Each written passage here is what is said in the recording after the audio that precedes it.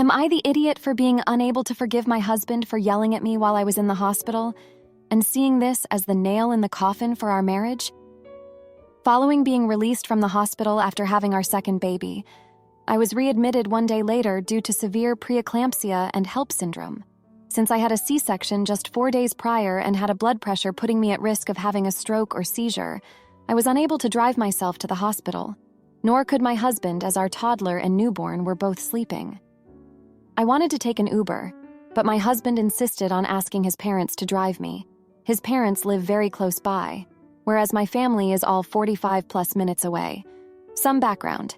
Since welcoming our first child in 2021, the relationship with his parents has been very strained due to their overbearing nature and lack of boundaries, to the point we had several sessions with a family therapist to curb the behavior and mend fences. Unfortunately, therapy didn't help, and his parents did not continue therapy on their own as advised by the therapist. I have very limited interaction with them, and my husband's relationship is minimal and superficial. Also to note, his parents do not have a relationship with anyone aside from their 3 kids. They cut off my mother-in-law's parents, brothers, sisters several years ago due to family drama, and my father-in-law does not talk to his sister either for no apparent reason. Both of his parents have passed. I begrudgingly went along with my husband's request to let them drive me to the hospital. Once we arrived at the hospital, they would not leave, insisting that they needed to stay to help me, and even pushed their way into the ER room. They finally left when I was being transferred back to the maternity unit for treatment. This was around 11 p.m. on a Friday. Once admitted, I was placed on a mag-bag IV drip to prevent me from seizing/having a stroke and minimize the other side effects of preeclampsia HELLP. Because my newborn was only 4 days old, they allowed him and my husband to come to the hospital the next morning and stay with me for a few days until I was discharged. During this time, our 2 5-year-old son went to my in-laws. By mid-Saturday morning, I received a text from my sister-in-law expressing her concern and prayers as she had heard I was back in the hospital. My in-laws had told her husband all the details of what was going on.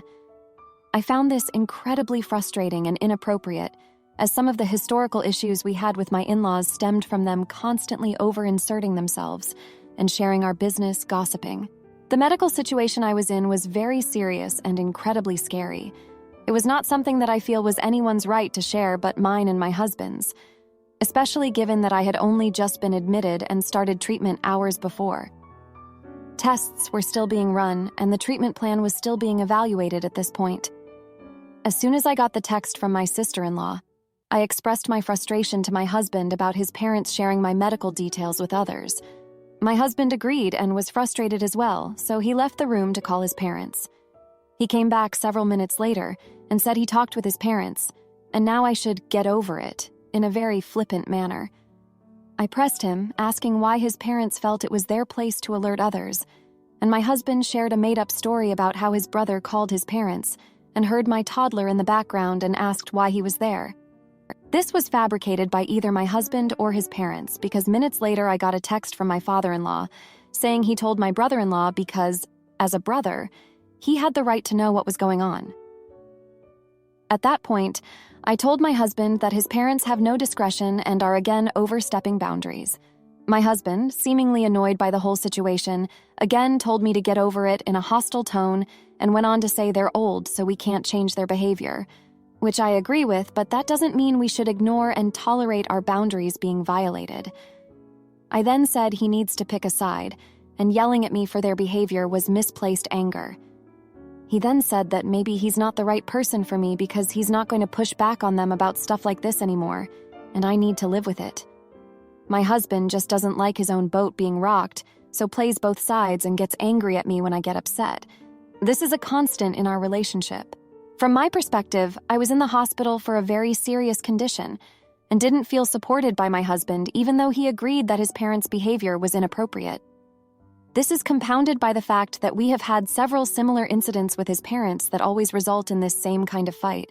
But in this particular scenario, I couldn't believe how my husband was being so mean and unsupportive given the vulnerable and scary situation I was in. And now I can't look at him the same or forgive him. If that's how he treats me in such a sensitive time, is he a partner? I feel this is the straw that broke the camel's back for our marriage. Am I the idiot for not getting over it now? Now for a few comments before the update. Comment 1, I'm sorry you're going through all of this. Of course you're not the jerk. That being said, my therapist once told me that big decisions shouldn't be taken while we're having big emotions. So maybe take some time before making it definitive? I'm going through a divorce now, 11 years married, and I'm glad I waited and tried to make it work all that I did. Because when the mourning phases come and the doubts try to creep upon me, I'm 100% sure I did the right thing. Hope you heal soon, physically and emotionally. Comment 2. Not the jerk. But if I had been asked to suddenly drive someone to the emergency room for a life-threatening emergency, I would have spilled the beans to other family members as well. Some people like to ask for prayers. Some want to know how they can help. And yes, some are just nosy. I don't know what other boundaries they have crossed, but this one, while frustrating for you, seems not a huge deal. Now for the update. Hey everyone, thanks for reading my last post and for all your support. It's been a month since I was in the hospital, and a lot has happened since then. After I was discharged, things were tense between my husband and me. We barely spoke, and when we did, it often ended in arguments. I couldn't get over how he had treated me in the hospital, and he seemed unwilling to understand my perspective. A week after I got home, my husband's parents showed up unannounced. They said they wanted to help with the kids, but I knew they were just there to meddle. I politely asked them to leave, explaining that I needed rest and time to recover. My mother-in-law got upset and started crying, saying I was ungrateful for their help. My husband just stood there, not saying a word. Later that night, we got into a huge fight. I told him I was tired of his parents constantly overstepping boundaries and him not standing up for me. He accused me of being too sensitive and said I needed to be more appreciative of their help. I couldn't believe what I was hearing. I was the one who had just gone through a traumatic medical experience, and he was more concerned about his parents' feelings than mine. Over the next few weeks, things only got worse. My husband started spending more time at work and less time at home. When he was home, he was distant and irritable. I tried to talk to him about it, but he shut me out. One day, I found a text message on his phone from his mother. She was complaining about me and saying that I was tearing their family apart. I confronted my husband about it, and he admitted that he had been venting to his parents about our problems. I was furious. Not only was he not supporting me, but he was also betraying my trust by sharing our private issues with his parents. I realized then that I couldn't continue living like this. I deserved a partner who would stand by me through thick and thin, not someone who would prioritize his parents over his wife. I told my husband that I wanted a separation. He was shocked and tried to convince me to stay, but I had made up my mind. Moving out was hard, especially with 2 young children, but I knew it was the right decision. My family has been incredibly supportive, helping me with the kids and giving me a place to stay. It's been a difficult adjustment, but I'm slowly starting to feel like myself again. Looking back, I realized that my husband's behavior in the hospital was just the final straw in a long line of issues. His inability to set boundaries with his parents and prioritize our relationship had been a problem for years. I had tried to ignore it and make excuses for him, but I couldn't do it anymore. I don't know what the future holds for us, but I know that I need to focus on my own well-being and that of my children. I deserve to be with someone who will love and support me unconditionally, and I won't settle for anything less. Thanks for reading and for all your support during this difficult time. For using my kids' inheritance to pay for grandma's care and not telling my wife. Long story short, my mother has been battling dementia for around 12 years, and around 4 years ago, she needed more care than what myself and my siblings could reasonably provide. My parents were not exactly wealthy, but they did work hard their entire lives, and they always had the goal to leave a legacy behind. My siblings wanted to split the cost of placement. At the time, I was not in the place to help fund her care without great sacrifice, so I told my siblings to take my portion of the estate to cover the cost, which includes the money my parents earmarked for each grandchild. I knew it was not going to be enough, but it was the least I could do. I did not tell my wife because I did run the plan for my siblings by her. She also agreed we could not afford to take on the amount they wanted, which was around $3,000 a month. My mother passed away in February of last year. It took this long to settle her estate, and my wife was upset when we did not get a portion of the estate. I told her I told my siblings to use my portion to cover my side of the expenses. She was livid. I did my best to explain that she agreed we could not afford to pay $3,000 a month, and we lived too far away to provide personal assistance, so I came up with a compromise. She felt it was not my place since that money was also intended for our kid. I told her I see where she is coming from, but I was not going to take money away from my parents or siblings if I was not helping in some shape or form. Was I the butt here? Edit point of clarification. I did not provide my whole life story since I did not think it was needed.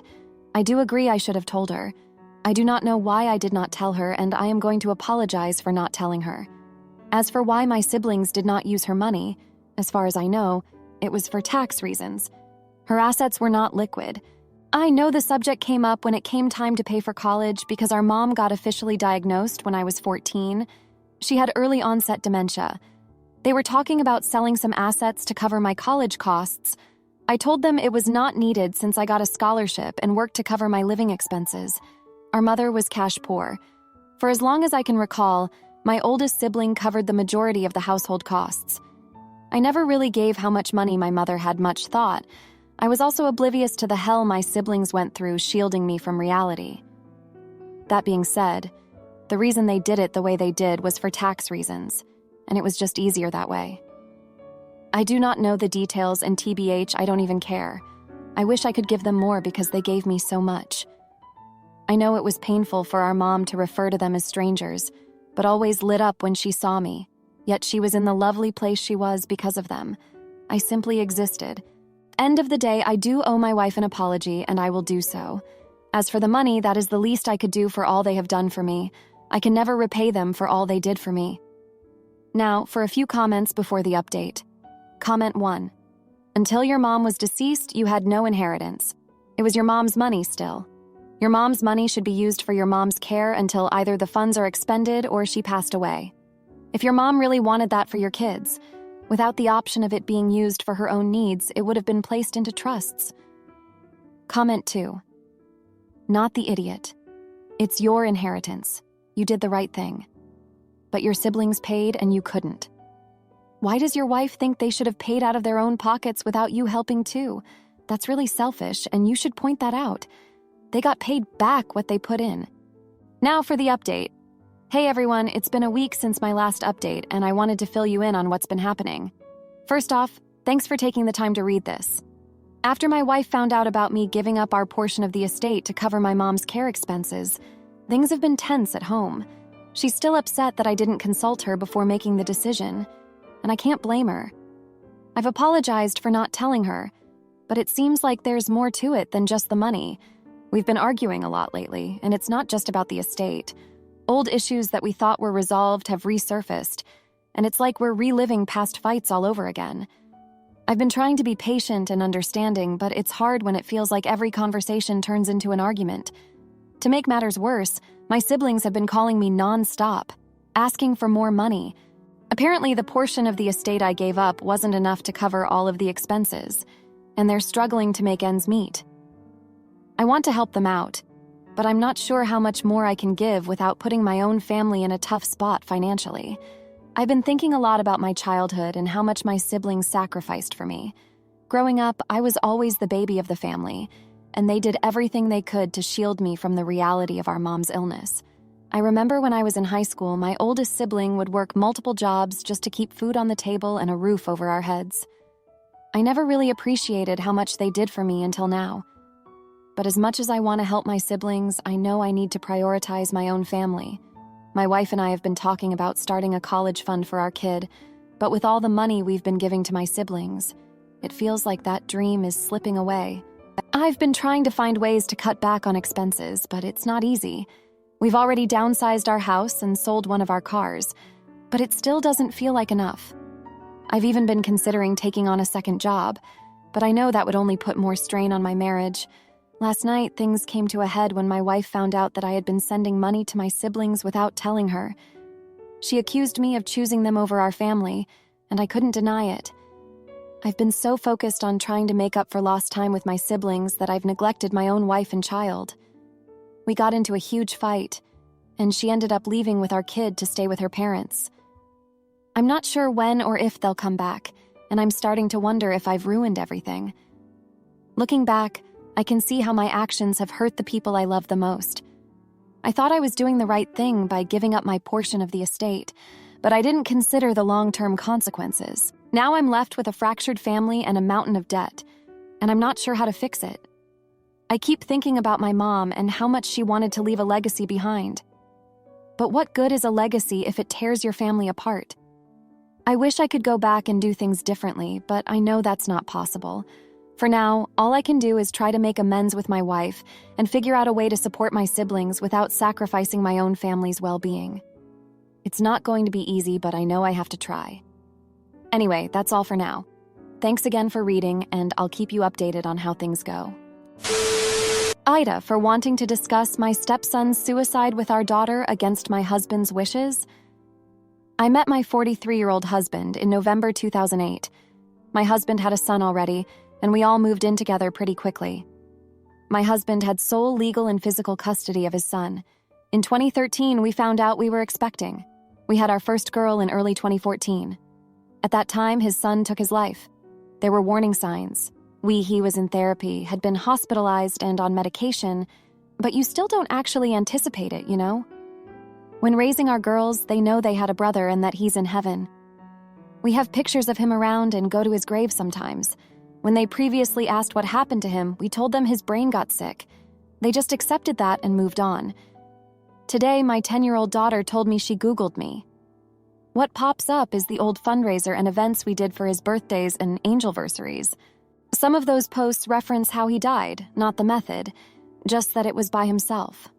I called my husband at work to let him know. We decided that we would talk to her when he got home in case she had any questions. And also, we wanted to see where her head is at.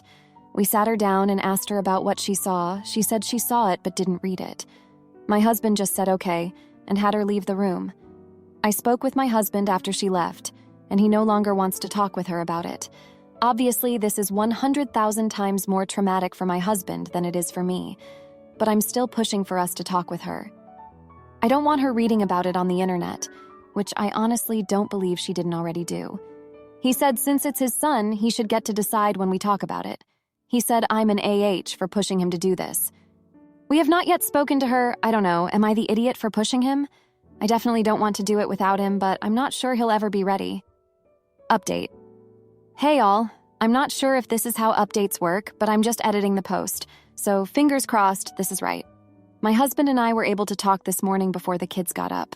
I apologized for pushing him too hard and explained that I felt talking with her was an urgent matter because I didn't believe she didn't read the fundraiser posts. He apologized for calling me an AH and said that he needed time to process. Talking with the kids has always been on the radar, but we didn't have anything pre-planned or a timeline of when it would happen. Having it sprung on my husband without warning, he just needed some time to prepare himself. Ultimately, we decided to talk to her together today. Later this morning, we were able to sit down with her. We asked her if she knew what unalived means, and she said kind of. We expanded on the brain sickness explanation. We told her that her brother's brain got sick and made him think bad thoughts. Things like, he wasn't good enough, no one loved him, people would be better off if he wasn't here. Then we told her that none of those things were true, that us and everyone loved him very much, and that it's very hard to live without someone you love. But because of these thoughts, he took his own life. My husband asked her if she ever had any of those thoughts, and she said no. We let her know that if she ever does, she should come to us right away. We asked if she had any questions, and she said no. We told her if she changes her mind or if she has questions to let us know. I won't be posting any more updates, but I appreciate all of your insights. We've been to grief counseling on and off since everything happened. My husband is a wonderful man who suffered an unimaginable tragedy. Throughout his grief journey, he works on himself constantly in order to be the best version of himself for our kids. We actively make a conscious effort not to trauma dump on our kids. Thank you. Now, for a few comments before the update. Comment 1. I'm guessing she felt the vibes were weird and hedged her bets by saying she didn't actually read them. If she clicked on the fundraiser pages, I'm guessing she would at the least skim the contents. Time for family therapy. Your husband clearly needs some support, and your daughters shouldn't grow up feeling like there's a shameful secret around their brother. He died of depression or another mental illness. It's awful and tragic, but it's not shameful. Comment 2. Rule 1 a therapist would tell you about kids is do not lie to them. She's asked the question. Honestly, kids her age certainly suffer from depression, and there is an unalived rate. Not talking about it is not healthy. Not if she's asked the question. I would really wonder if she knows and is testing to see if you lie to her. Now for the update. Hey everyone, a lot has happened since my last post, and I wanted to give you all an update on the situation with my daughter and the conversation about my stepson's passing. It's been a week filled with emotional discussions and difficult decisions. After my husband and I had our initial talk about how to approach the subject with our daughter, we decided to take a few days to really think things through. We both knew that this conversation would have a profound impact on our daughter, and we wanted to make sure we were prepared to handle it in the best way possible. During this time, I couldn't help but reflect on the past and the events that led us to this point. I remembered the day we found out about my stepson's passing and how it shattered our world. The pain and grief were overwhelming, and it took us a long time to even begin to heal. I also thought about the early days of our relationship, when my husband and I were just getting to know each other. He had always been an amazing father to his son, and I admired the bond they shared. As the days went by, my husband and I had several heart-to-heart conversations about how we wanted to approach the topic with our daughter. We both agreed that honesty was the best policy, but we also wanted to make sure we presented the information in an age-appropriate way. We decided to sit down with her together and explain that her brother had been struggling with mental health issues, and that ultimately, he made the decision to end his life. When the day finally came to have the conversation, I could see the apprehension in my husband's eyes. This was an incredibly difficult topic for him to discuss, and I knew he was worried about how our daughter would react. As we sat down with her, I could feel the tension in the room. We started by asking her what she knew about her brother's passing, and she admitted that she had read some of the fundraiser posts online. We then explained to her that her brother had been dealing with a lot of pain and sadness, and that sometimes when people are hurting, they make decisions that are hard for others to understand. We emphasized that it was not her fault and that we all loved her brother very much. We also made sure to let her know that if she ever feels sad or overwhelmed, she can always come to us for help and support. As we talked, I could see the wheels turning in my daughter's head. She asked a few questions about why her brother had been so sad, and we did our best to answer them honestly but gently. We also reminded her of the happy memories we had with her brother and how much he had loved her. In the days following our conversation, I noticed a change in my daughter's behavior. She seemed more withdrawn and quiet than usual, and I worried that we had made the wrong decision in telling her the truth. However, as the week went on, she started to open up more and ask more questions. We made sure to create a safe and supportive environment for her to express her feelings, and we encouraged her to talk to us whenever she needed to. Looking back on the past week, I realized that this conversation was just the beginning of a long journey for our family. We will continue to support each other through the grief and pain, and we will always keep my stepson's memory alive. I am grateful for the love and strength of my husband and our children, and I know that together, we can face any challenge that comes our way. Thank you all for your support and understanding during this difficult time. It means the world to us. If you liked this video, you'll probably like these too. Also, while you're here, please consider subscribing. It's your support that keeps this channel alive and allows me to make better and longer videos. Have a great day!